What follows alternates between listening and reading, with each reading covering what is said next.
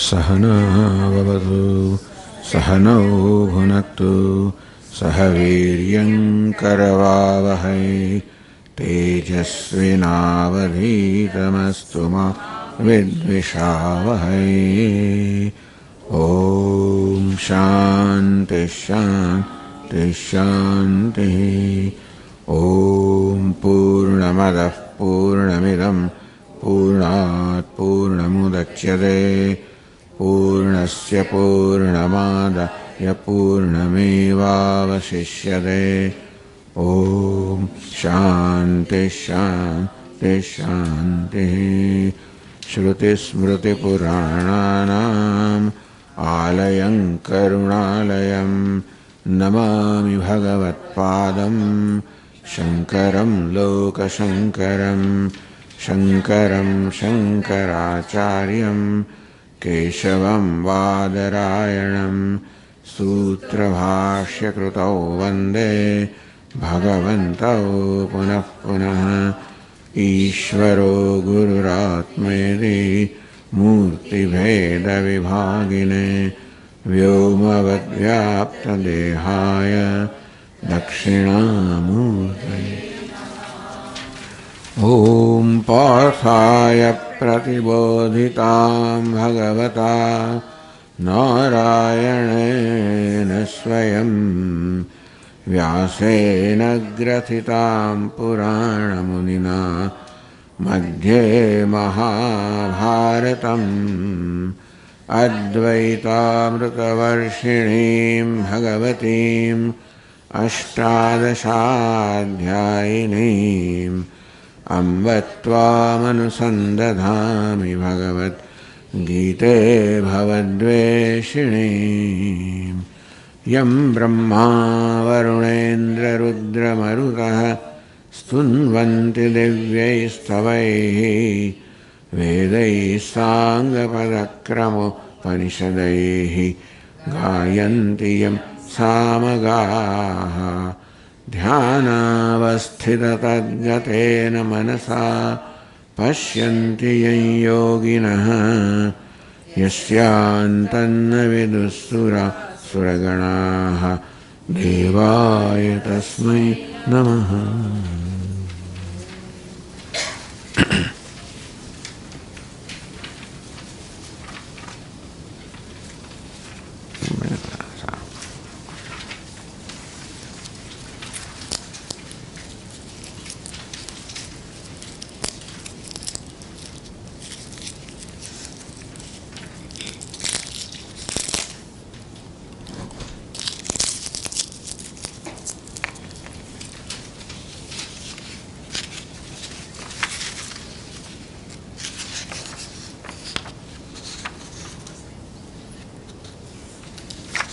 Let us read the verses from the handout here, from the beginning. Shri Bhagavan Uvacha Ajopi Sannavyayatma Bhutanam Ishvaropi San Prakritim Swamadhisthaya Sambhavamyatma Mayaya Yada yada hi dharmasya Glanir bhavati bharata Abhyutthanam dharmasya Tadatmanam srajamyaham Paritranaya sadhunam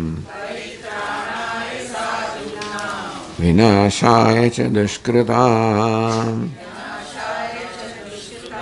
Dharma samsthapanarthaya Sambhavami yuge yuge Janma karma cha me divyam Evam yo veti tattvataha Tyaktva deham punarjanma naiti mameti sorjuna.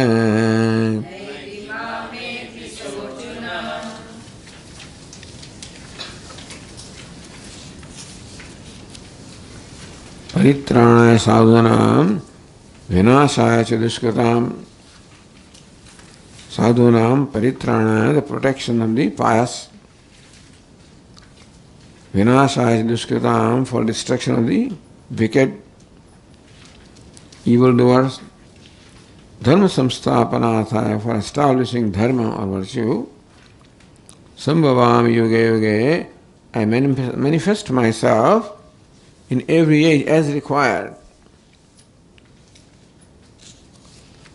When is required? Yada yada hi dharmasya glanihi bhavati. Whenever there is a decline in dharma. Abhyutthanam adharmasya, when dharma, the unrighteousness, becomes strong and powerful. So unrighteousness or dharma becomes so powerful that it overwhelms dharma. Meaning that when the rule of adharma prevails, dharma has become so weak. Dharma becomes weak when the people who follow dharma become weak. Adharma becomes strong means the people who follow adharma become strong. So the only way, what is the way to protect dharma? By destroying those who are following adharma. Because dharma is not an entity that you can protect. Adharma is not an entity that you can destroy. Adharma is centered upon people who follow adharma. Dharma is centered upon people who follow dharma. Therefore, to protect dharma, you should protect people who follow dharma.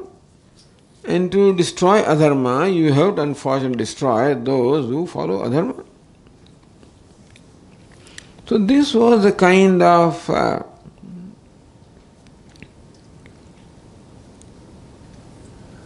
the pattern that Lord Krishna stated. It is our Puja Bada Swami used to say, active resistance to evil. Active resistance to evil. When evil, you have to resist the evil, otherwise evil will keep on growing and ultimately destroy the society. Therefore, adharma, so vināṣāya ca duṣkratāṃ, for destroying the wicked, for protecting the righteous people, I appear or manifest whenever required. So thus, Lord Krishna told us the reason for his avatara or his incarnation. As we've been saying, that this incarnation is a very important principle in Hinduism, that Lord incarnates as and when required. There is no last incarnation. I am the last one, and there is nobody after me. There is no such thing. So, Lord Krishna does not claim he is the last. They say there will be Kalki and so forth. And there are many ways that incarnation can take place. Incarnation may not be in the form of a person also. It can be in the form of an environment. For example, for India, a situation arose when the forces which were supporting the freedom of India became so strong. You can see how many people arose, how many luminaries arose at that time around Mahatma Gandhi. That the righteousness of all of them, and of course, they were able to invoke also dharma for the entire country. So there was a lot of preaching going on at that time on the part of Mahatma Gandhi, preaching of dharma. He travelled around the country. That's how the force of dharma arose, and that's how Mahatma Gandhi recognized that that's the only way that you can defeat the British.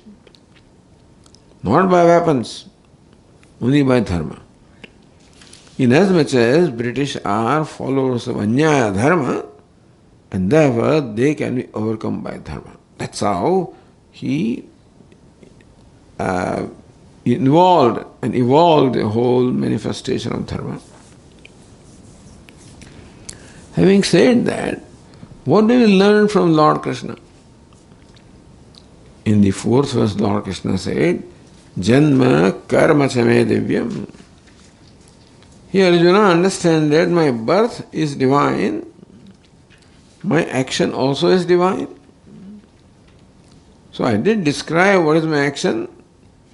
Paritranaya sadhunam, for protecting the righteous ones, for destroying the evildoers. But how do I do that?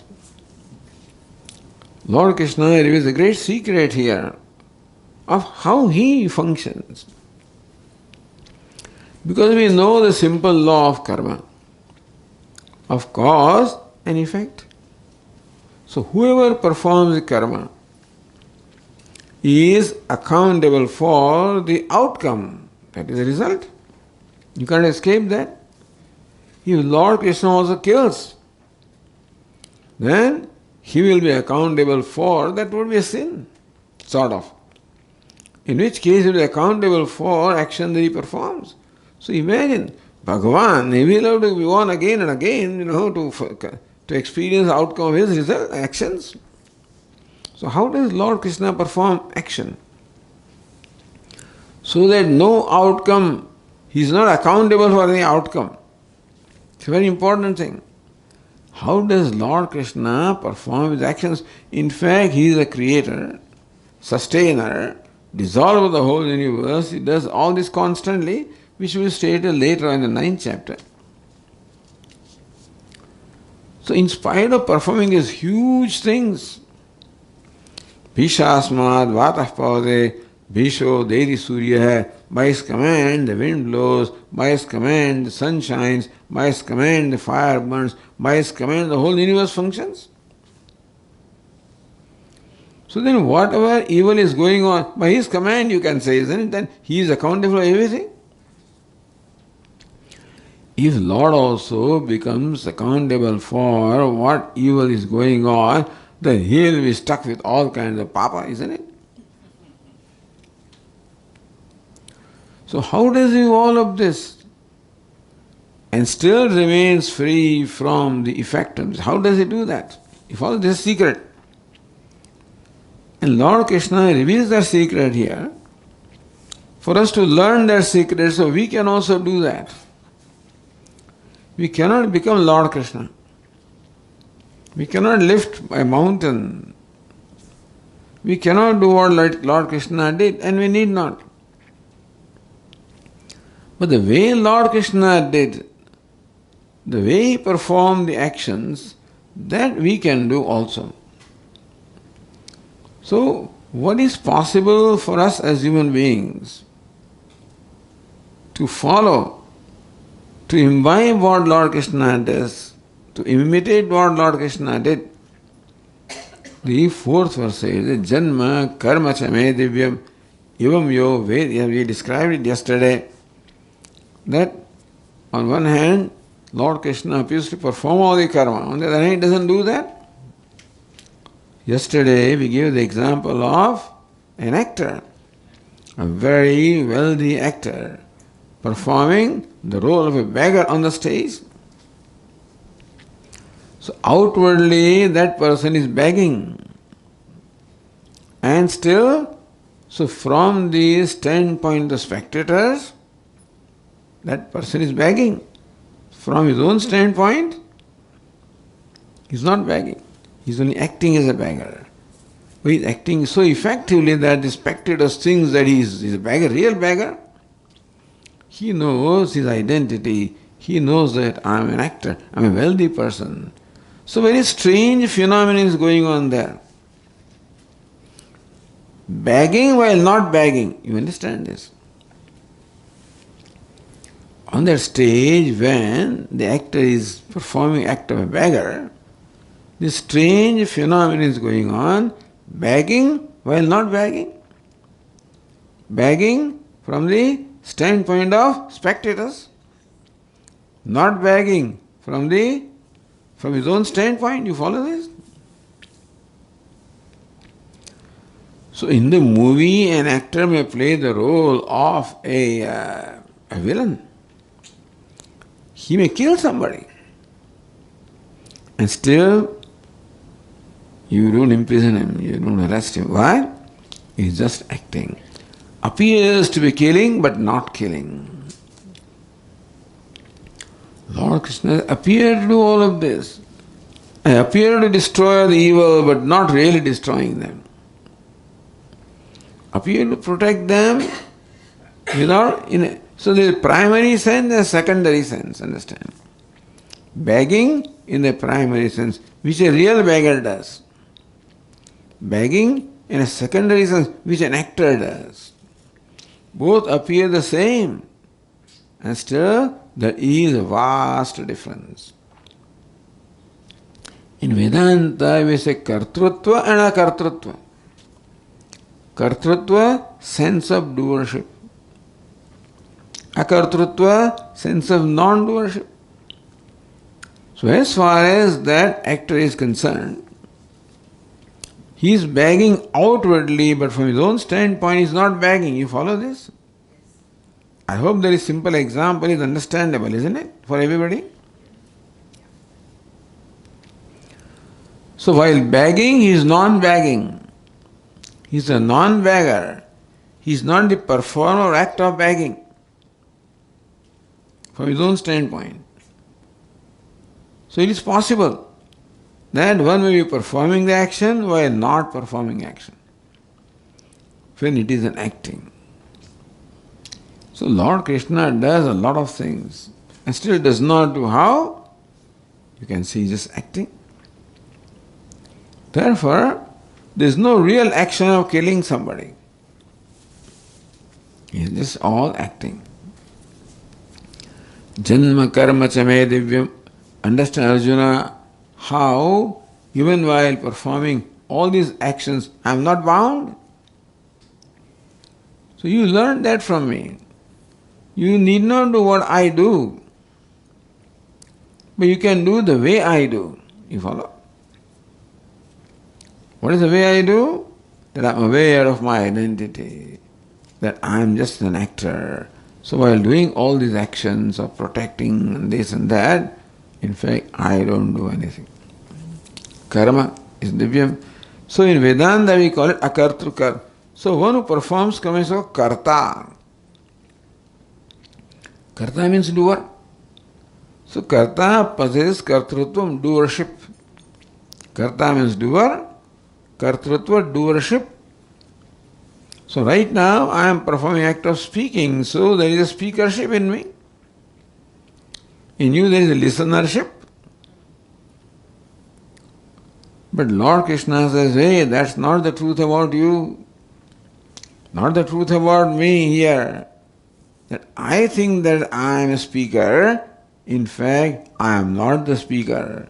You think that you are listeners. You are not listeners. There is a big lesson that is being given as a Jnana Yoga. It is try to understand this. Whether we can do this is the second thing. But understand. So, just as that actor is begging and still not begging, in reality, Upanishad explains that when I am talking, for example right now, the talking really takes place at the level, the organ of speech. The organ of speech is speaking. The organ of hearing is listening. Although I say that I am speaking, what is happening is that in my presence the speaking takes place. You say that you are listening. What is really happening is that in your presence the act of listening takes place. This may be difficult to perhaps understand, but you can imagine who you are. If you are a man, woman, this, that, then yes, you are speaking and hearing. But if you recognize that This body, mind, sense complex is a costume. Like that actor puts on the costume of beggar. Imagine that you and I have put on the costume of this body. That body also includes the mind. Is it possible? Not possible. That body is costume. I think I am the body. But when I go to sleep, when I am fast asleep, do I have that awareness that I am the body? When I am dreaming, at that time I may take some other role. I am not aware that I am the Swami. So the dream and deep sleep experiences also, if you analyze, we realize it is not always this body. In the waking state, I am this body, all right. In the dream state, there is a different body. Deep sleep, there is no body at all. Therefore, even though I call this body as I, it is something incidental, more like a costume. So for all of us, this body, mind, complex is what? A costume. We are all given a... So here is a complex entity. A person and personality. Purusha and Prakriti. Purusha, the conscious being. Prakriti, the personality. We identify and therefore we do not see the difference between them. But in reality, this is a union of two different entities, person and personality. Person, the consciousness. So what is different between you and I? The personalities are all different. The person is one.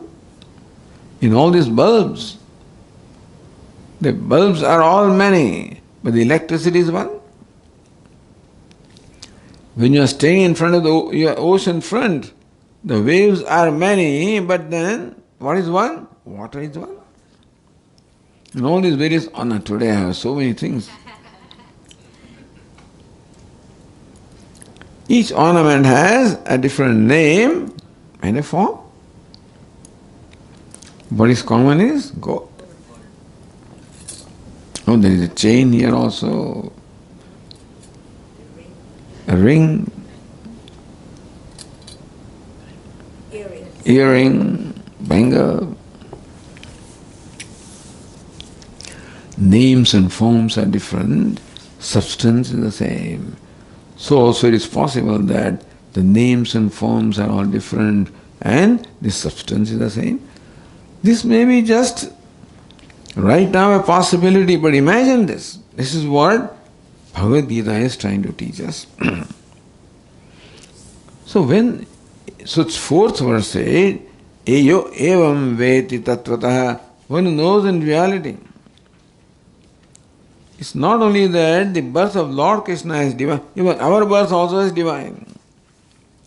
Lord Krishna is as though born. Similarly, we are also as though born. What is born is body. I say I am born. What is born is body.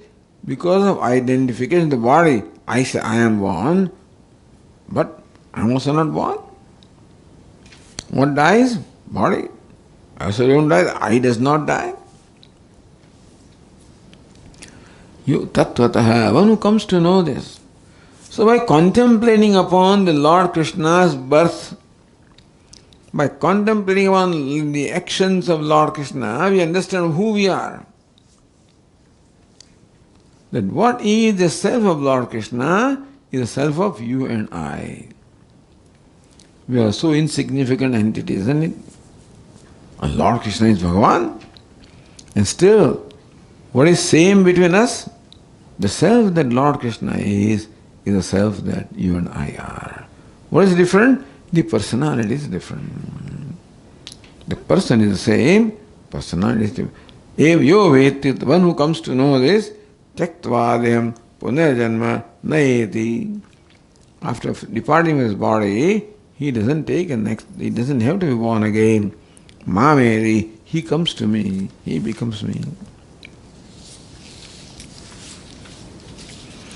So very serious principle, of our life is presented in these verses. And I know that it may be so difficult to just grasp it in one meeting, etc. But just to give you an idea of what this is, and more we study, more we understand this. Now we ask a question, Lord, how do we... So we are not able to understand what you are talking. We cannot grasp what you are talking. We understand intellectually still, then we are not able to live up to that. Oh Lord, have you made any arrangement so that we can progressively grow in our maturity? So what is required is growing in maturity. These are words right now. To say that what is Lord Krishna's self is what is myself, right now they are words, sort of. In spite of listening to every day, it doesn't touch us. I may have told you this story earlier. Like this Mahatma was visiting in monsoon, and he was camping in one village and every day giving discourses. And in Vedanta discourses, you are Brahman, you are Brahman. That's all the thing, that's what is being told. For a month this was going on. Towards the end of this month, Mahatma recognized that somebody is sitting right in the front row every day and enjoying the discourses, and you can see how they understand and enjoy. That person was somewhat sad since last 2 days. So then this Mahatma, means this saint, invited that person. So please see me personally. I find that you are sad since last 2-3 evenings. What's the reason? You are so happy enjoying the talks and now you are very sad. Says, Maharaj, what to tell you? 3 days ago in the evening, as I was leaving the discourse, after completion of discourse, I was leaving the hall, and I was so much an influence of your words that I was not in this world. I put on my shoes and I started walking. And somebody came from behind, got hold of my neck. Said, hey, do you see what you're doing? I said, what am I doing? Whose shoes you put on? The shoes were similar, except this fellow's shoes were old and the shoes he put on were new. So, are you blind? Are you a thief? So he says, he told me a thief. He called me blind. Since 3 days I can't sleep. How can you do that? How can somebody call me like this? So Mahatma says, since 1 month, every morning and evening I am saying, you are Brahman, you are Brahman, you are limitless, you are divine. That has not had any effect at all. Once this person told you how much effect it had. So yes, it is true that these words don't touch us. What do we do? So that is why our scriptures prescribe a way of life by living which we can progressively grow in our maturity, in our inner purity, and therefore our understanding. What is required in our life is to cultivate inner purity. What is impurity? Anger, greed, lust. These are all impurities. These are the things that deprive us from being happy. Otherwise, happiness is our nature. You must have heard this in Vedanta. You are happiness. If I am happiness, how come I don't experience it? Because of these things. When there is anger, greed, jealousy,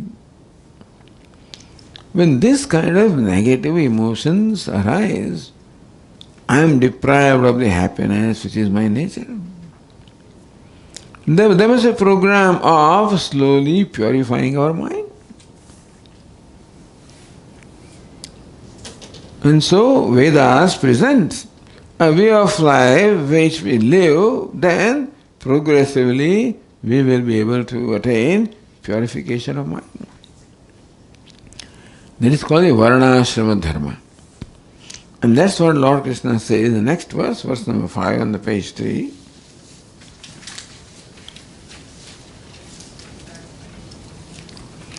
Chaturvarnyam maya srishtam gunakarma vibhagashah tasya kartaramapi mam vidya kartaramavyayam.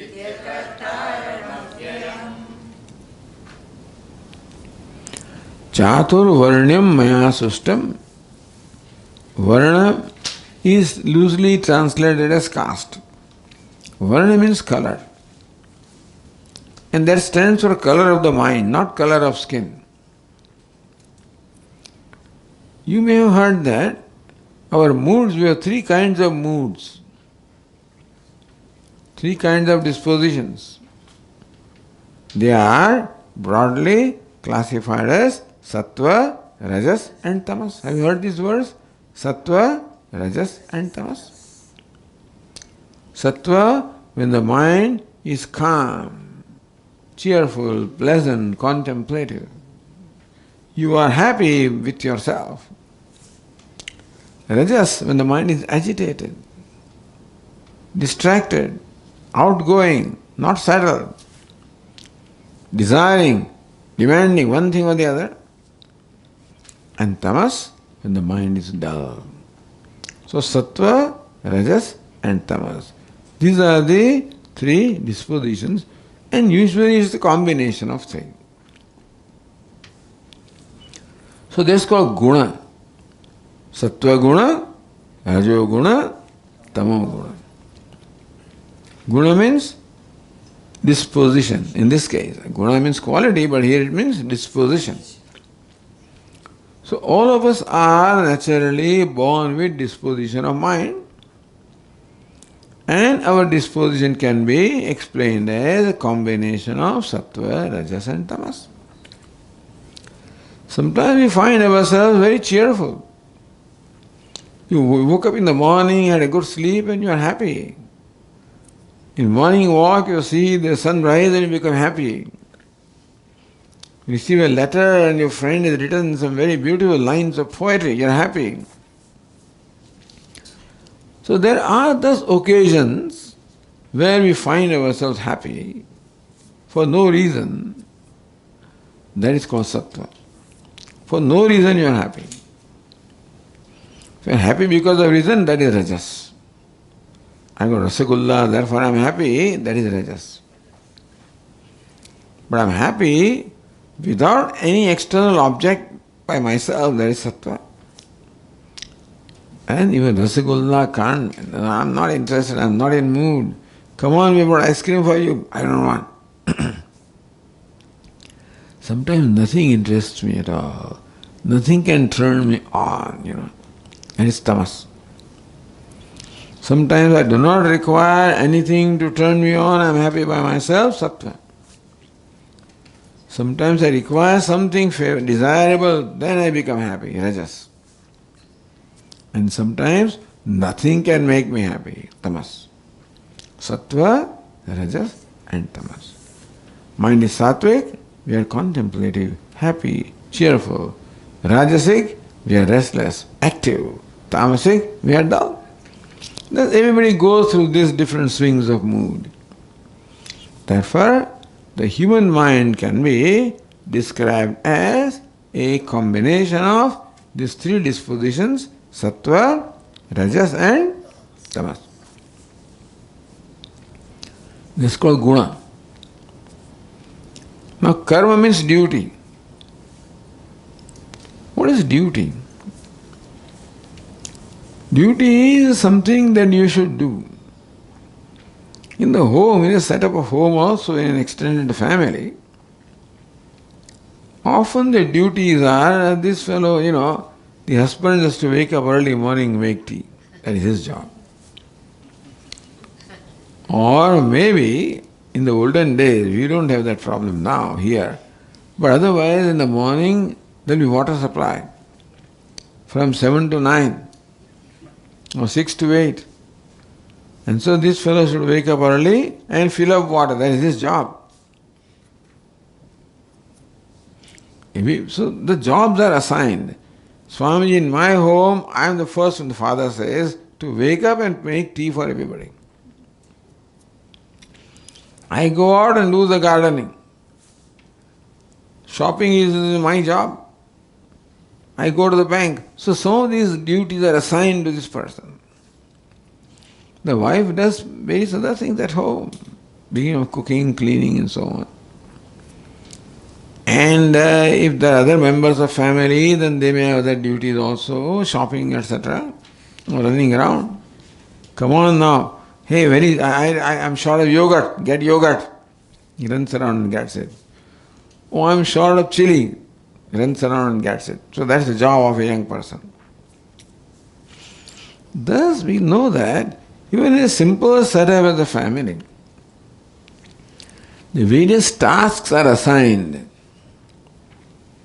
And if everybody performs the assigned task, then the whole family runs very smoothly. This doesn't always happen.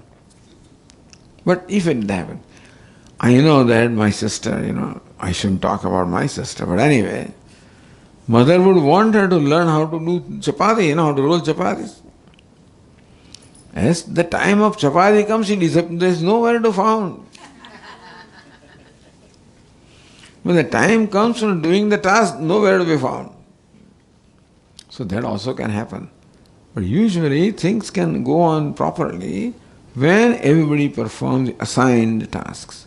You know this in place of work very much so, that everybody is assigned the task. Different kind of task. These four fellows now, Sattva, Rajas and Tamas. So depending upon the combination in the mind, the society was broadly divided into four castes. Brahmana, Kshatriya, Vaishya, Shudra. Where there is predominance of Sattva, that person is called Brahmana. Sattva is there, mind is thinking, contemplative, creative, innovative. Sattva.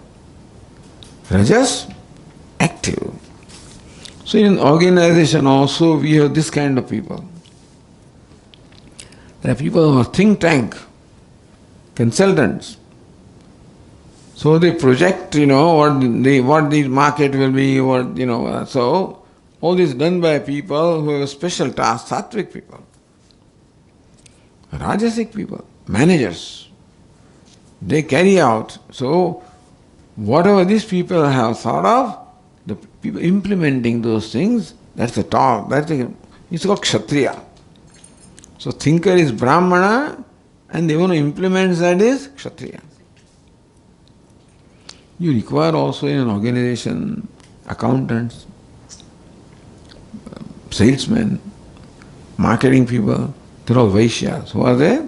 Vaishyas. And then you require people on the floor. So in the workshop and places, you require the menial tasks, they are the Shudra. In the home also, somebody does accounting, somebody has to do that. Somebody has to do shopping, purchasing. Somebody has to do cleaning also. Possible that one person does everything, but otherwise, that cleaning stuff, etc. is called Shudra. The shop accounting will be called Vaishya. And then when some special occasion comes, like wedding is coming, then you go to some people to consult them. What is to be done? Brahmanas. And then implementation of that is Kshatriya. Actually organizing and managing. So Brahmana, Kshatriya, Vaishya, Shudra. Any setup, beginning from a home to a huge industry or whatever, in the society also. Society also, you find people who have to do all the cleaning work, people who have to do all the accounting work, people who have to do the planning work. So everywhere you find Brahmana, Kshatriya, Vaishya and Shudra. Meaning that these four varnas are there. People think that the Vedas created this varna. Vedas created caste. No. Lord Krishna says, I create the caste. Meaning that the castes are there in every group of human beings. It's in India or in the West, wherever you go, you'll find people of these four dispositions. And then alone, any organization or any setup can function efficiently when these four kinds of people are there and they contribute. They perform their duty. So, this is in fact, this Chatur, reason why I'm discussing all this. This caste system has become very, very, what do you call it? This is what people take and bash Indians, Hindus for that, for the caste system and for all the injustice, etc., etc. But here I am just telling you the very basis of caste system. Then you can, decide yourself. It is not that the castes are created, castes are there. You go to any community, you will find four kinds of people. Whether they are communities even in the forests, in the hills, in remote areas, everywhere there are going to be people who are wise people, who are acting people, who are followers, who are leaders. Leaders are Kshatriya, followers are Shudra, thinkers are Brahmanas, like that. So, these four castes are there in all human communities. Because that is how the human beings are created. The reason why this is done, so that the human society can function smoothly when these four kinds of people perform their duties, and therefore these four kinds of people are there in every society, whether east or west. It's not that Vedas created Varna or the caste. Lord Krishna, Maya system, Lord Krishna says, I create these four kinds of people. And Guna Karma Vibhagashaha, Vibhaga, then the duties are divided. So ideally, if we are assigned the task, which is in keeping with our disposition, then we can do the task best. If you ask me to cook the food, that would be miserable,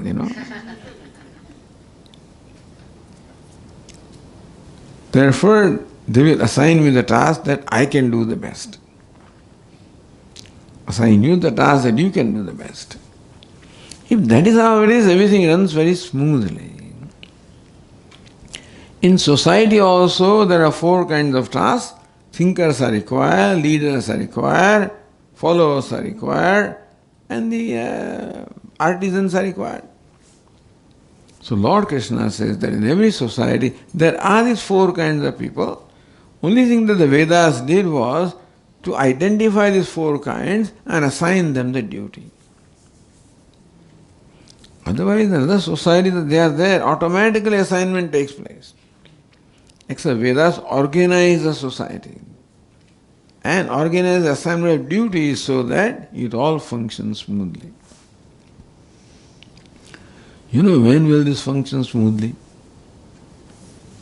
Even the family also. When will the functions go on smoothly? When people respect what is the task which has been assigned to them. When people respect that, people feel honored that this is assigned to me and I do that as my contribution. So in a family also, in a setup also, in a society also, in a state, in country, anywhere, these four kinds of tasks are to be performed. You require people to think and plan, You require managers to execute things. You require accountants, salesmen, etc. And you require people to do the manual tasks. And so when this is done, when everybody does the task, without, our Swami used to say, Vedic society was a non-competitive society. Where Brahmana did not compete with Kshatriya, and Kshatriya did not compete with Vaishya. Vaishya was a rich man. Kshatriya had all the power. Brahmana had all the respect. So everybody had something. Brahmana enjoyed the respect and reverence from the whole society. Kshatriya enjoyed the power and the rule. Vaishya enjoyed all the wealth and business and trading. And Shudra enjoyed the all artisans, all the skilled work they were doing. If you respect ourselves, if you respect your duty, if you look upon your duty as your opportunity to contribute, then there is no competition. So our Swami used to say, in Vedic society, it was a non-competitive society, where everybody respected what their duty was, and everybody performed those duties as in the spirit of contribution. So this was a basic, when dharma means what? Righteousness or duty is the basis, then everything works all right. But then when people start taking advantage, that fellow does the duty and I sneak out. Oh, nobody has done the dishes, so I do them. And somebody does it. So this fellow finds very convenient that at the very right time, he sneaks out. And somebody else is burdened with his task. If this kind of things happen, then there is a sense of unfairness, sense of exploitation. And so some people they feel exploited. When dharma is not the basis, then the society, the system does not function. In the Vedic system, dharma was a determining factor. And therefore, everybody felt comfortable in doing what they were doing, and they were all contributors. Slowly and slowly, corruption came. Particularly when the Western, when the people from the West came. They were very ambitious people. And what mattered for them was what you achieved in your life. So, artha and kama become important. Artha means wealth, kama means pleasure, dharma means righteousness, duty. So Vedic society was organized around the principle of duty when everybody did what was assigned to them with love. The karma was important, karma phala was not important. Everybody was satisfied with whatever karma phala they got. But when karma phala became important, how much is he getting? Oh, Vaishya is getting more. What am I getting? He is enjoying more luxury. I am living in poverty. Then once these jealousies come, competition comes, then there is no boundary. Then I want to do what he is doing. Why not? And that is how the Varnashrama Vyavastha slowly failed when the Western values came. The West lost the values of artha and kama, the comfort and pleasure. The society was based on dharma, the righteousness, the duty. So Vedic society was based on duty. As long as that spirit prevailed, so long everything went off well. When influence came of artha kama, when pleasure became important, comfort became important, then dharma was compromised. You can see how this Varnashrama Vyavastha collapsed. Collapsed because the values change. But anyway, the reason why I'm saying all this so that you have some understanding of this Varnashrama Vyavastha. Then you won't misunderstand. Because right now it is very fashionable to criticize. The Varnashrama Vyavastha is criticized worldwide. Hindus are all criticized and condemned for the Varnashrama Vyavastha. That is why injustice was done to this section of society, etc. There was no injustice involved, intended. What was intended was a distribution of duty. Anyway, when you bring in artha kama, then injustice is there, because who gets more artha is favored, etc. Anyway, here Lord Krishna says, Chaturvarnyam maya sustam guna karma vibhagasha. Guna karma vibhagasha. The karma means duty, guna means disposition. The duties were divided in keeping with disposition. Meaning everybody was assigned the duty for which that person was suitable. Then you do justice to what you work, and then you also grow both ways. Because dharma was important, spiritual growth was important. In the Vedic society, moksha was important. So dharma was important, not artha kama. And therefore that purpose will be extremely well served with this varnashrama vyavastha. The next line, Lord Krishna makes an interesting statement. Tasya kartara vimam viddhi akartaram avyayam. The translation says, even though I am the agent of that act of creation, so I created this world consisting of the four varnas. So I am the creator.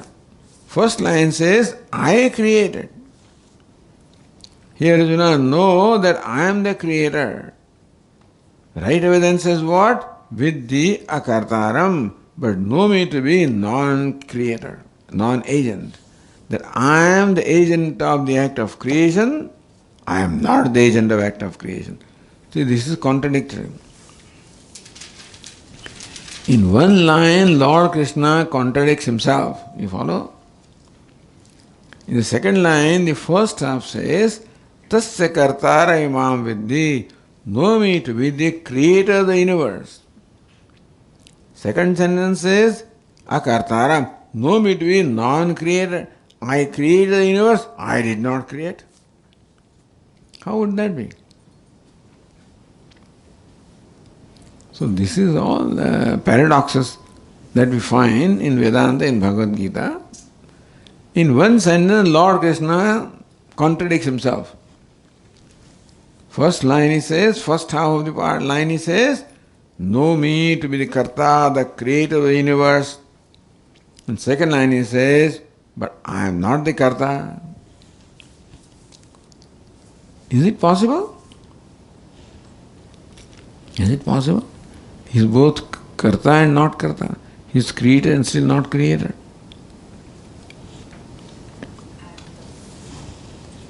As though. Right. But you just forgot the example of that beggar and the actor. That from the standpoint of the onlookers, he is the beggar. For his own standpoint, he is not beggar. He can say, I am begging, I am not begging. I am begging from the standpoint of onlookers. I am not begging from my own standpoint. Lord Krishna, I am the creator of the universe. From the standpoint of the others, I am not the creator because I don't have to worship. But Lord, if you don't, this will be explained subsequently in other chapters also. If you are not the creator, then how does creation take place? Can something happen without the doer? Can cooking happen without a cook? Can building happen without a builder? Can cleaning happen without a cleaner? No. Isn't it? But here Lord Krishna says, creation happens without a creator. Now, I don't want to give too many things this evening, one evening. But anyway, I can't contain my temptation of telling you the secret that Vedanta or Bhagavad teaches that, you see, in the universe, there is activity constantly, isn't it? The earth is rotating, moon is rotating around the earth is rotating around the sun rotating around. Everything is constantly in motion. Even the table also, which looks like motionless, there are molecules and atoms and subatomic particles which are moving fast, isn't it? So everything is in motion. So there was somebody who is moving that, isn't it? See, when you have that merry-go-round, in the olden days when there was this chakkar, whatever, there was a person who was, now there is a machine, but in the olden days, there was a person who was, turning it. How can something turn without someone turning it? Isn't it? So you see the whole, everything in the universe constantly moving, running, rotating, turning around in motion. Can you imagine the Ishvara, Bhagavan, to keep these fellows in motion? How much work he must do? If Ishvara or God has to keep this whole universe in motion, he will get exhausted, is it not so? But what is the picture of the Ishvara? See, Lord Vishnu is the preserver. Brahma is the creator. Lord Vishnu is the preserver. Means he is maintainer. And what is he doing? He is shown as lying in yoga nidra in his serpent bed, Lord Vishnu. All our gods are meditating. Brahma also is meditating on the Mount Meru. Lord Vishnu also meditating upon his serpent bed. Brahma also is, Shiva also is meditating upon Kailas. Nobody is doing anything. Isn't it? And still everything gets done. What secret there must be? Everything gets done without anybody doing it. Now, just think about this. If you investigate what is the source of all the activities in the universe, they are investigating. They are trying to go to an atom and subatom and particles and whatever to find the source of these things. But ultimately you will find the source of activity in what? Inaction. The source of all action is in inaction. Source of all speech is in silence. Source of all the motion is in motionlessness. You have to be scientist to understand this and investigate. But that is a great secret. All the motion ultimately leads to motionless. All the speech leads to the silence. That means that if you really probe into this, you find nobody who is the creator. Tasya kartaramam vidya kartaram avyayam. Know me to be the creator and know me that I am not the creator also. So Lord Krishna says, I am the creator. Right away he says, I am not the creator. This secret about him he tells, because that's our secret also. I am speaker and not the speaker. Swami, you are speaking. How do you say you are not speaking? Which eye is speaking? Which eye is not speaking? The eye identifies the organ of speech is speaking. But I as who I am, as a very conscious person, I am not speaking. Who is turning this fan? Right now we don't have a fan, but suppose there was a fan. Who is turning the fan?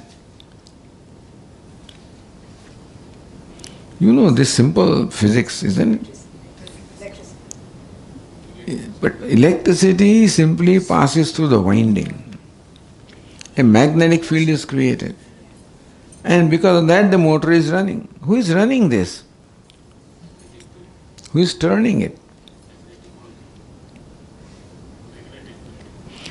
So no person, no entity is turning, isn't it? But is it a conscious entity, magnetic field? Magnetic field with 50 hertz, 50 cycles per second, it is turning. No, I understand. Is magnetic field a conscious entity? That you can say it is turning? Did magnetic field think that, okay, let me turn now, or let me stop turning? It cannot stop turning. If it is turning, then it can stop turning also. I'm tired now. Let me stop turning. No. So, this turning takes place because of magnetic field, understand? But magnetic field does not turn, you follow? Turning happens in the presence of magnetic field. This much you understand, I am sure, isn't it? In this fan, there is this motor and there magnetic field. Magnetic field itself is running. I understand. Because in the windings there are so many conductors. So that magnetic field with 50 cycles per second it is That's the turning. minutia of it. What's the overall thing? And then that rotor is turning. You are right, absolutely right. All I am saying is, does the magnetic field think down, now let me run? No, it's Somebody nature. with a That's Because what- if that decided, then it can say, let me stop. Magnetic field is no freedom, either to run or not run. Electricity passes, running takes place. If magnetic field ran, then it would have the freedom not to run. That's good. I am called speaker when I have freedom not to speak. This fellow, that where is the speaker? The speaker? They don't have a freedom not to speak. Really. If we call speaker, it just speaks, that's all. It doesn't listen. It has no freedom not to speak, it has to speak. I have freedom not to speak. Then I can be called speaker. That fellow cannot be called speaker, really. Isn't it? And so magnetic field or electricity cannot be called that which is running the fan. Running the fan takes place. Electricity is there, flowing. Windings are there, flowing. Electric field is magnetic field created. So windings are running. This is happening. Nobody is doing it. You follow? There is no karta. There is no agent of doing this. Is it not so? You just explained something. If magnetic field was agent, then it can decide not to run also. So I'm stopping. But it doesn't have freedom. In that thing, there is nobody who is karta or the doer or the agent of action. That is important. So this way, if you look at universe, who is the agent of action who is running this whole universe, you will find no one. All activities ultimately culminate into inaction. This is a secret, understand, that Vedanta reveals. And who is that? That's I, in whose presence the whole universe runs. So Lord Krishna used the word I for himself. And we are not Lord Krishna, we are not creators. But the I of Lord Krishna is not different from I of myself. So I can say I am the speaking and not speaking.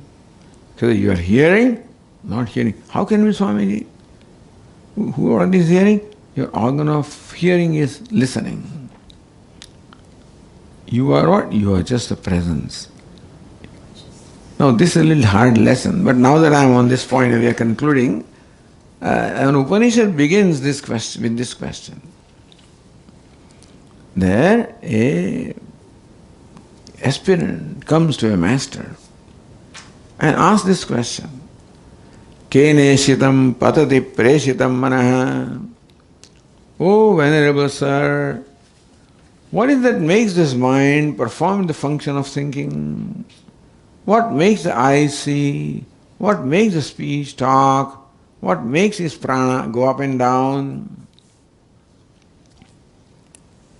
The answer is given. It is ear of the ear, prana of the prana, eye of the eyes, meaning that it is self in whose presence all of these things take place. So if you go inside, who speaks? You won't find anybody. All you will find is speaking takes place.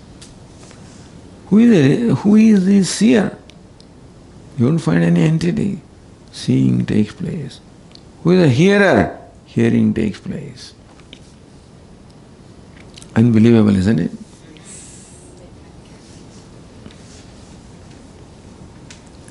So, that's what Lord Krishna says, Tasya kartara vimam, know me to be the karta, the creator, and really not the creator at all. This is a very huge and very profound lesson. This is Jnana Yoga. And so Lord Krishna started talking about himself. And slowly says that knowing me is knowing yourself. Yes, this body-mind sense complex is quite different from what Lord Krishna says. He can lift mountain, I can lift nothing, But the self that Lord Krishna is, the self that I am, the relationship Lord Krishna has with his body-mind is the relation that I have with this body-mind. Therefore we can learn from him, and that learning will make us wise people, realized people, and that's how we can become liberated by this knowledge. So this is a knowledge by which we become free from ignorance and we become liberated. That is why Lord Krishna said in the fourth verse, Tyaktva deham punarjanma naiti mamedi surjana. One who knows this, after departing his body, he is not born again. He becomes one with me.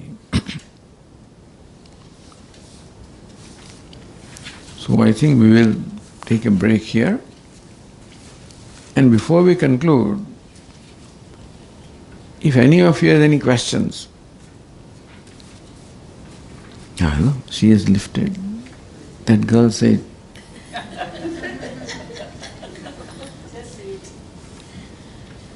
Good listener.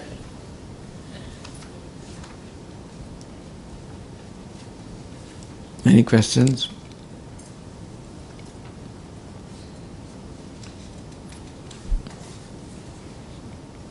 That was awesome.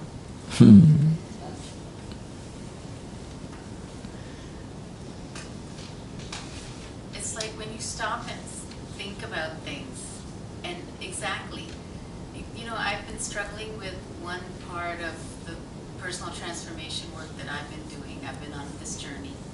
And one of the things that work always said was surrender and get out of your own way. The surrender part I understood. Get out of I was going to say that this morning too, but I didn't then. Get out of your own way, it's a really tough concept to understand.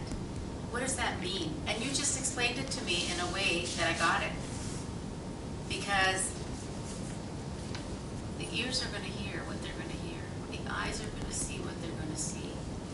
Everything that happens is happening by itself in a way. Yes, we're given the mind to think and to express, but it really is happening all on its own. So getting out of your own way means let the course of things happen in the way they were meant to without you trying to control them.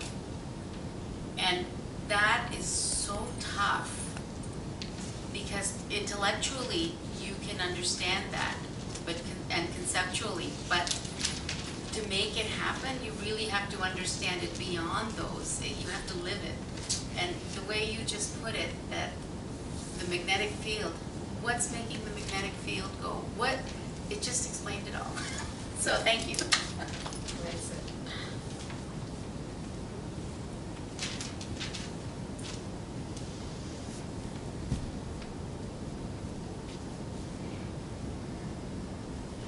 Anybody? Any question?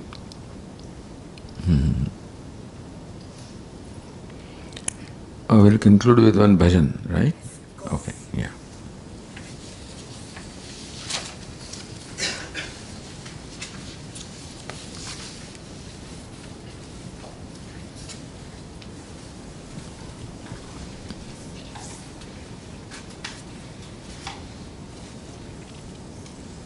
Mother's Day coming. Yes, Mother's Day. And Swamiji, there is a Mother's Day talk in the East End, right? There's a Mother's Day talk this year? Maybe there, we'll see, at Neelam's place, I guess. Actually, I have a question. Go ahead. Okay, based on what I was just saying. So, if things are to transpire the way they are going to transpire, basically, does that mean that you have an intention for something? And once you've released that intention into the universe, is it going to follow its own path to fruition without you doing anything? I would simply interpret it in this way, that you perform your task based on the basic values of life. That is when you are following the order and not coming in the way of the order. So you are doing something, but if you do it in keeping with the existing order, you are not coming in the way. So don't come in your way in this manner. Got it. Thank you. Kali Maheshwari Parvati Shankari Kali. Kali Maheshwari Parvati Shankari Kali. Sharanam Sharanam Sharanam Ma.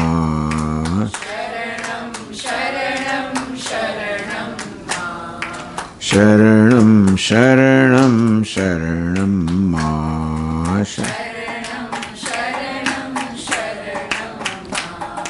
Kali Maheshwari Parvati Shankari Kali. Sharanam Sharanam Sharanam Ma.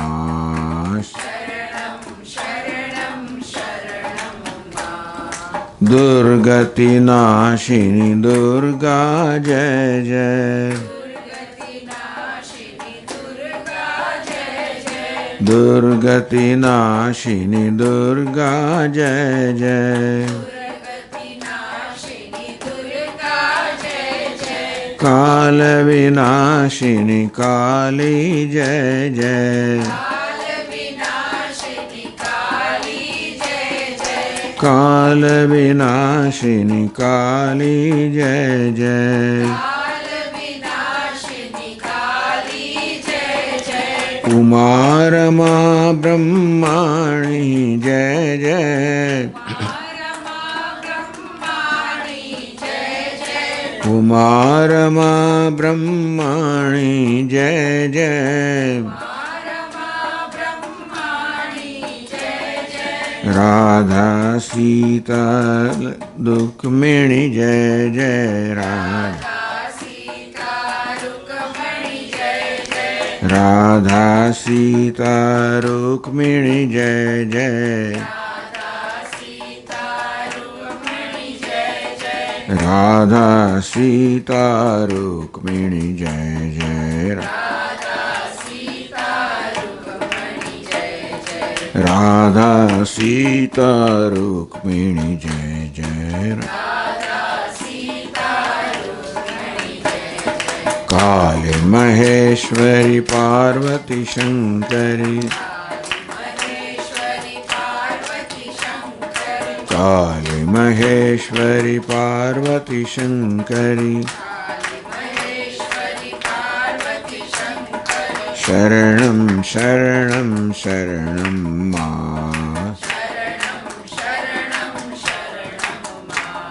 Sharanam Sharanam Sharanam Ma.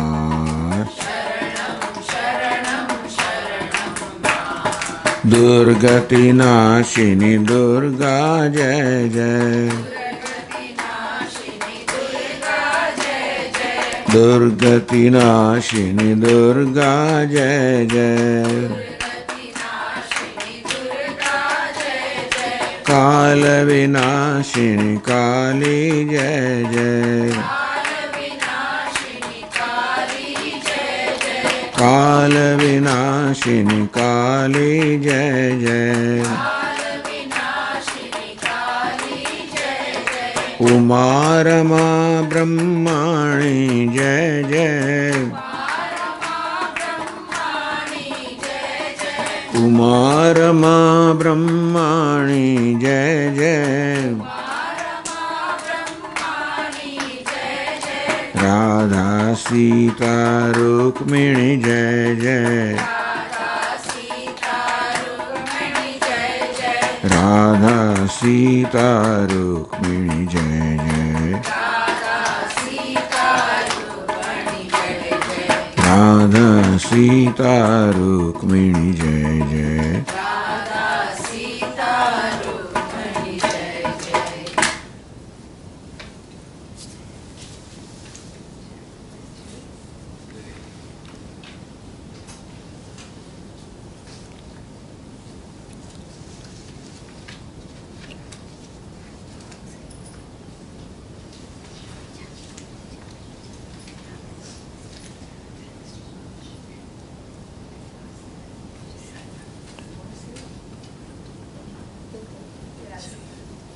Thank you, Swamiji.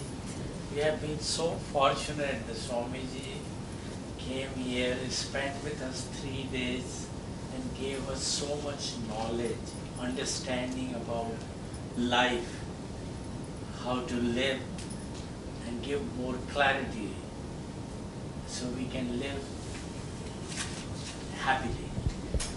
And we want to thank Swamiji for coming. Swamiji comes every year and helps us grow.